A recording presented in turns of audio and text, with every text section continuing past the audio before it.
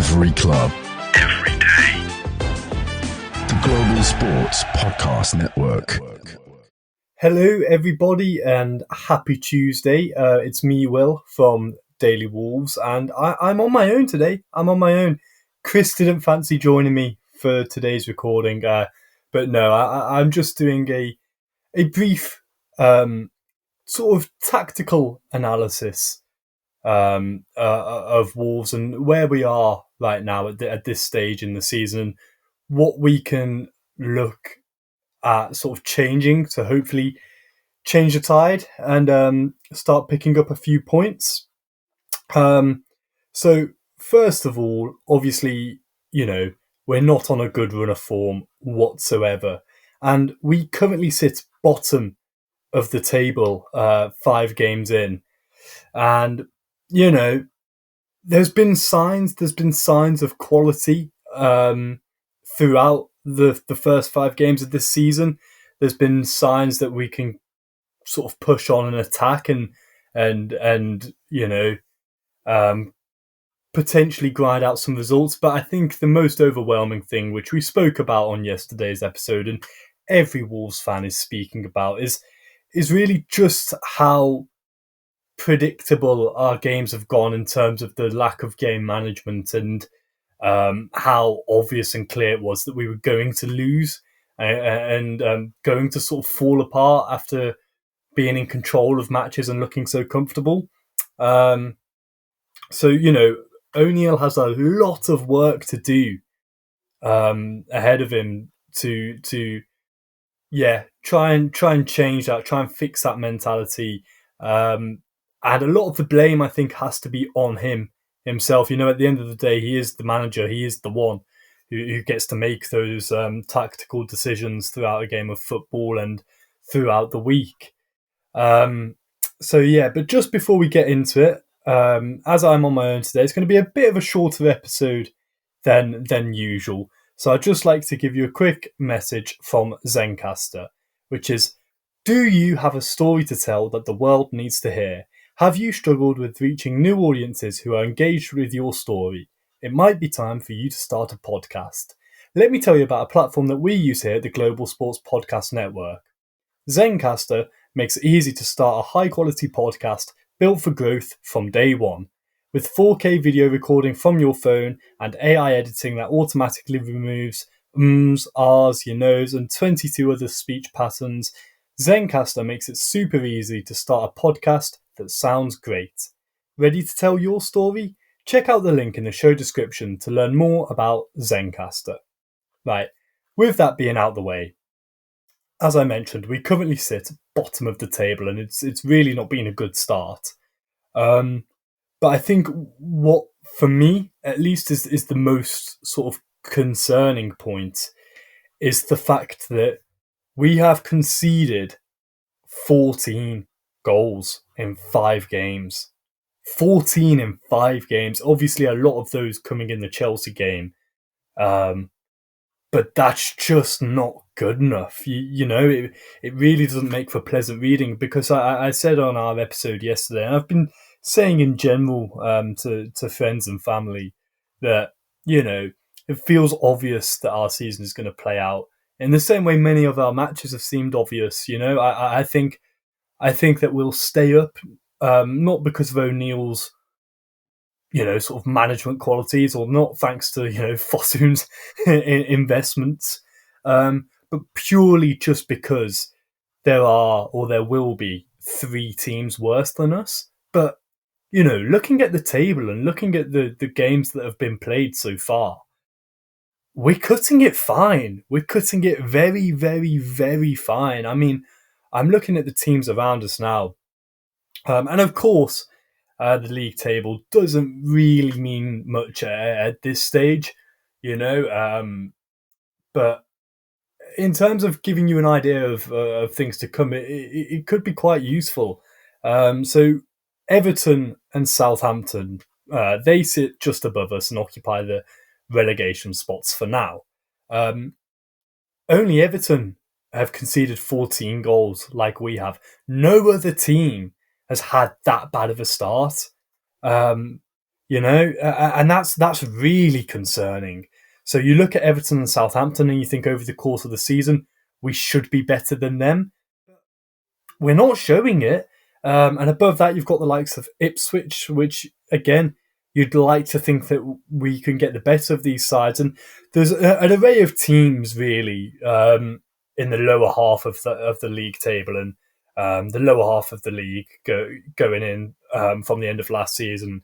The likes of Palace and Leicester as well now, and Bournemouth and West Ham and Brentford and Forest. And these are the teams, those are the sort of games in which we're going to have to pick up points. We've played one of those already in Forest, and that is where we have got our one result from so far this season, but it is concerning. It is really concerning. And so, we'd like to take a look at how we can potentially change that because, I think the general consensus, or at least in my opinion, is midfield is fine. It is perfect. It's perhaps not necessarily balanced, but I think when you look at the fact that we've conceded 14 goals, I couldn't care less if it was more defensive or attacking.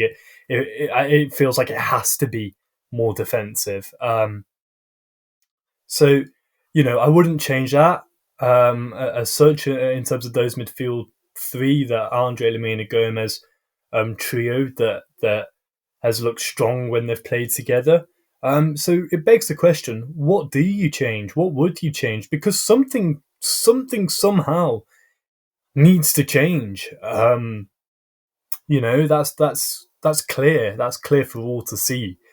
And so, especially with the injury to Mosquera, now we don't know how bad that is or how much it's going to cost us in terms of how long he's going to be out for. But what we do know is we need to replace him in that defence. He's looked extremely good and extremely strong and positive when he has played this season, and he's been a mainstay in the team, and rightly so.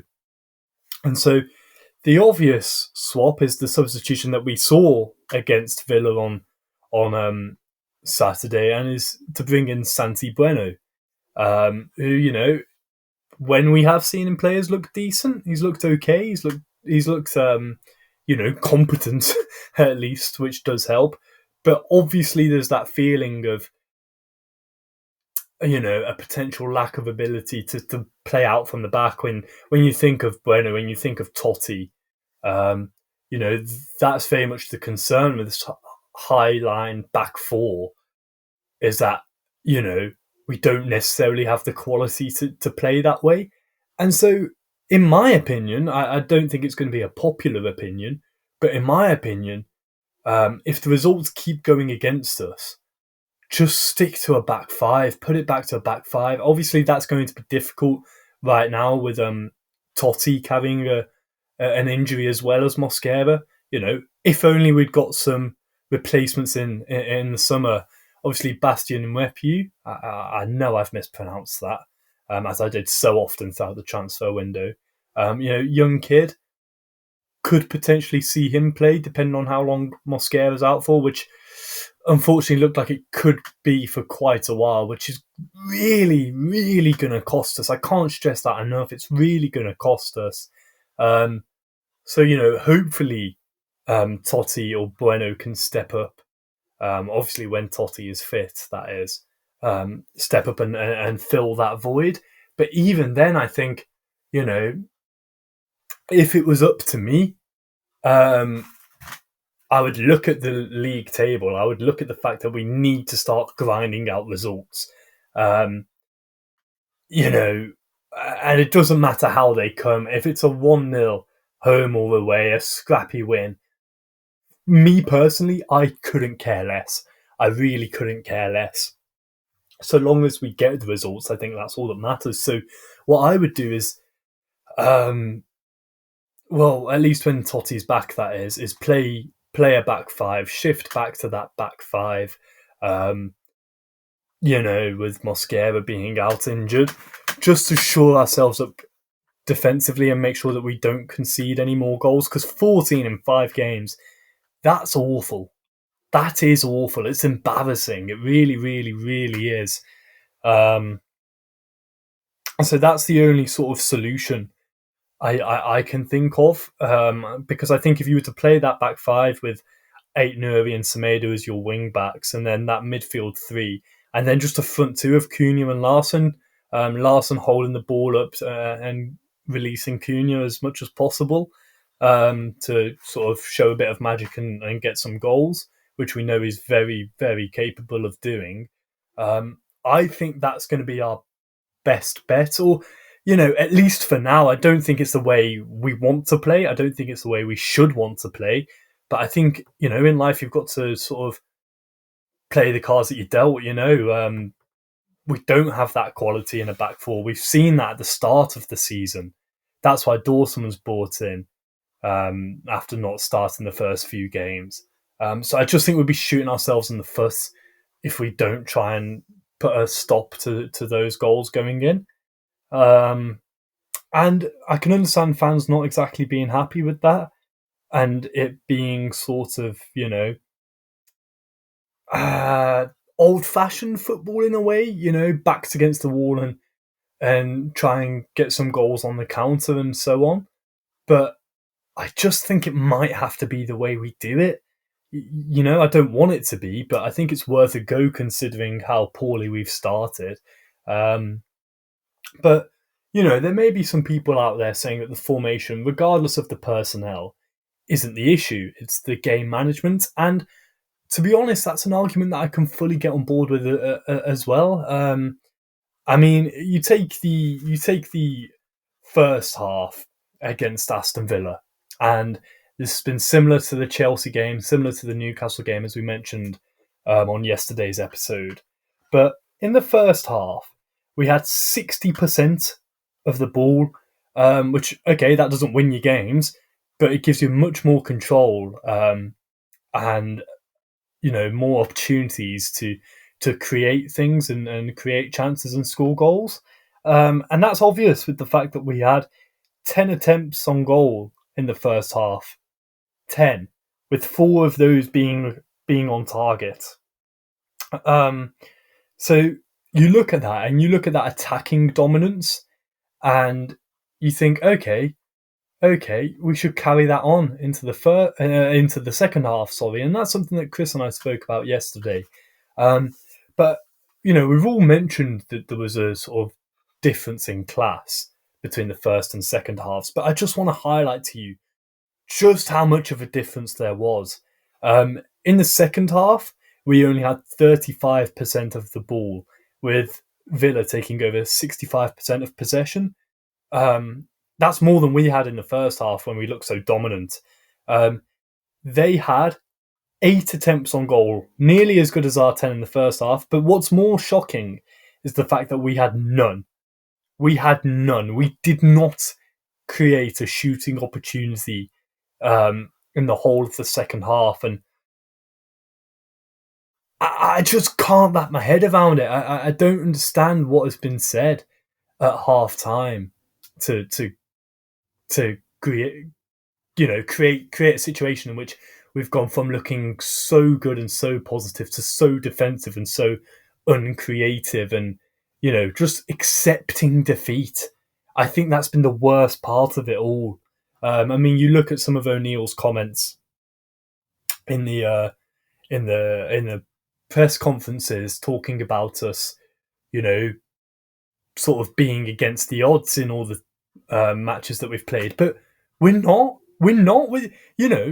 We've got quality players, and I hate the way that his comments have come out and put them down. I appreciate we're in a difficult moment and, a difficult run of form and difficult run of fixtures. But you've got good players. Manage them to the best of their abilities, like we've seen in the first half against Aston Villa. Do that, and you're more than good enough to go on and get us results. And I just can't understand it. And I think that overall narrative, that defeatist attitude, is what's getting to most Wolves fans. I know it's getting to me, at least, because it's embarrassing, to be honest with you. It's painful. It's, I just hate that whole mindset and the excuses and the whole idea of us just not being good enough. It reminds me of Lopetegui, and his claims about the squad not being good enough. And then we all praised O'Neill for coming in and doing well with the same squad. And now he's complaining again and saying how against the odds we are. It's just so repetitive and just poor in general. It can really get you down. But that's enough of the negativity for now. And I would like to give you a message, which is that this podcast is part of the Global Sports Podcast Network, the only network bringing you exclusive daily news and views on your Premier League team, the Premier League, and women's football and fantasy football. A unique listening experience that puts fans first, bringing you the very latest breaking news from your team. Subscribe wherever you get your podcasts to make us your first listen every day. The Global Sports Podcast Network. Every club, every day. But yeah, just before we finish up, because I could sit here all day on my own and try and figure out what it is that's causing us to drop so many points and look so defeatist and negative in the second half of games. But yeah, before we wrap up, anyway, I'd just like to point something out, because I mentioned his name just a moment ago, and that is Julen Lopetegui. And I know a lot of Wolves fans will remember the name Guillem Balaguer. I think I've pronounced that correctly, at least. He's a Spanish journalist, and Lopetegui did a series of little mini interviews with him, complaining about various things about the club and the way things are run. And Balaguer would always be there, very vocal and present online and on Twitter to defend Julen at any given opportunity. And it became a bit of a running theme and a running joke. But Julen's West Ham lost on the weekend 3-0 to Chelsea. And Guillem has spoken. He's put out a message saying Julen Lopetegui is a top manager and will show it at West Ham. Message to those that understand football: look beyond the bench to understand the poor start to the season. He goes on, very, very similar to what we heard in his time at Molineux. And, in terms of looking beyond the bench, I assume it's what Guillem's getting at, is the whole higher-ups at West Ham. The same could be said for Wolves. A lot of people on the backs of Fosun, and rightly so, I think. Although, having said that, the recruitment over the window and so on, it is what it is now. You've got to get on with it. And I hate this defeatist talk and the excuses about it that are coming from O'Neill. And, hopefully, fingers crossed, it starts to change. And hopefully we start to pick up a few points. But yeah, I mean, that's all from me. It's been just general ramblings on my thoughts and descriptions on what's going on right now at the club, and how to change our negative start to the season.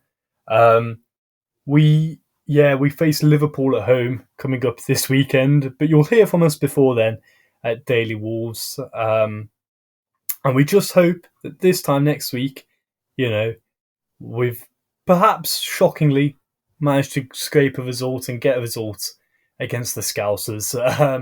But yeah, we'll have to see. Anyway, that's all from me, guys. Thank you for listening. Every club, every day. The Global Sports Podcast Network.